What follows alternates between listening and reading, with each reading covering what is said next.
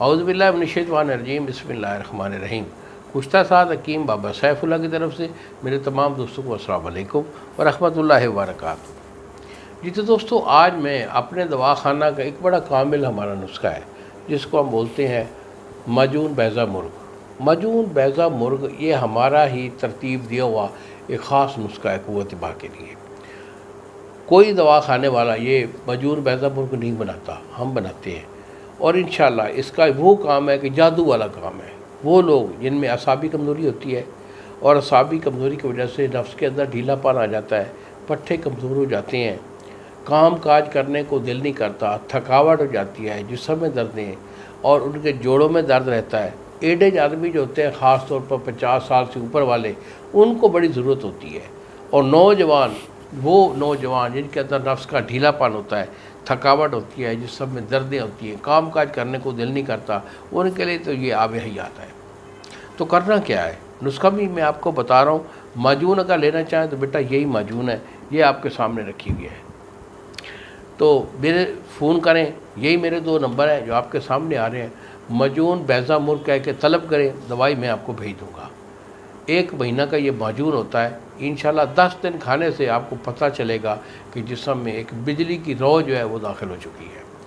कोई थकावट जिस्म में नहीं रहेगी, पट्ठे एक्टिव हो जाएंगे, नफ्स का ढीलापन जड़ से ख़त्म हो जाएगा।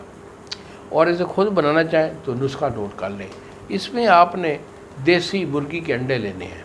देसी मुर्गी के अंडे आपके 24 होने चाहिए। उनको बॉयल करें, बॉयल करने के बाद छील लें, सफ़ेदी अलग कर दें। इनके अंदर जो जर्दी होती है ना, अखरोट की तरह की, वो आपने 24 जर्दियाँ ले लेनी है। कूंडे डंडे में डालकर उसे रगड़ लेना है, वो बारीक सफ़ूफ बन जाएगा।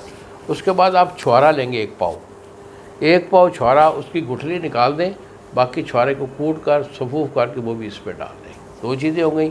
अकरकरा, ये आपका 4 तोले है। अकरकरा सफ़ेद वाला लेना है, ब्लैक वाला नहीं लेना, वो बेकार होता है। 4 तोला अकरकरा वाइट वाला, उसे सफ़ूफ करके वो भी इसमें डाल दें। और ज़ाफ़रान खालिस कश्मीरी, ये आपका 1 तोला है। इससे पहले धूप में खुश कर लें, फिर बारीक सफ़ूफ करके डाल के इसको जो है ना अच्छी तरह इसको घोटें। जब ये सारी चीज़ें मेल्ट हो जाएंगी तो फिर आपने लेना 1.5 किलो शहद, छोटी मक्की का शहद 1.5 किलो, वो इसमें डालकर इसे अच्छी तरह मिक्स करें। हर चीज़ मेल्ट होकर शहद के साथ इसकी जान बन जाएगी। इसे एक डब्बे में डालकर ढक्कन लगाकर महफूज करके रख लें। 20 दिन 22 दिन इसको इस्तेमाल नहीं करना, उसके बाद इसे इस्तेमाल करें। 1 चम्मच सुबह, 1 शाम। इसे दूध के साथ इस्तेमाल करें। इंशाल्लाह गिया गुजरा बंदा जो पट्ठों की कमज़ोरी का मरीज़ हो, दिल फड़कता हो, सांस फूलता हो, दिमागी कमज़ोरी हो, हम बिस्तरी करते वक्त उसे शर्मिंदगी उठाना पड़ती हो, यानी नफ्स का ढीलापन, हर चीज़ कवर हो जाएगी। इन्हीं अल्फाज के साथ इजाज़त दीजिए बाबा जी को। अस्सलाम वालेकुम व रहमतुल्लाहि व बरकातुहू।